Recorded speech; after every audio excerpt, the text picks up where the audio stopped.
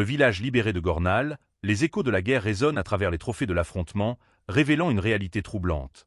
Une mitrailleuse lourde et un système de missiles anti-chars, tous deux d'origine occidentale, témoignent de l'intensité du conflit.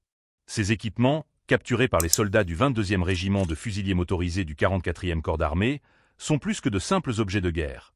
Ils symbolisent un affrontement moderne où les technologies militaires des puissances occidentales se heurtent aux réalités du terrain.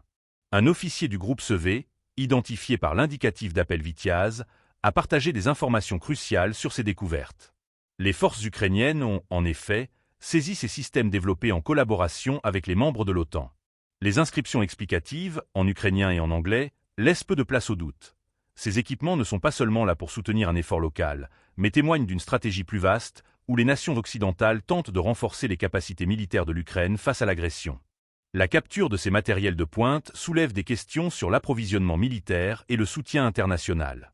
Les mitrailleuses lourdes et les fusils de précision, également d'origine occidentale, montrent que la guerre en Ukraine est non seulement une bataille sur le terrain, mais aussi une lutte pour les ressources, l'approvisionnement et, finalement, l'issue du conflit.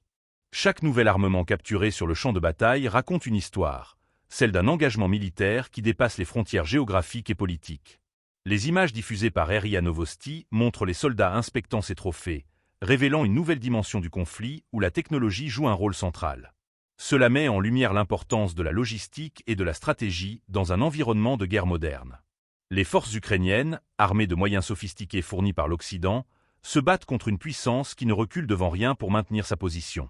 Ce phénomène soulève des interrogations sur l'avenir de la coopération militaire entre l'Ukraine et ses alliés. Alors que le conflit s'intensifie, il devient impératif de se demander jusqu'où ces nations seront prêtes à aller pour soutenir un partenaire engagé dans une lutte pour sa survie.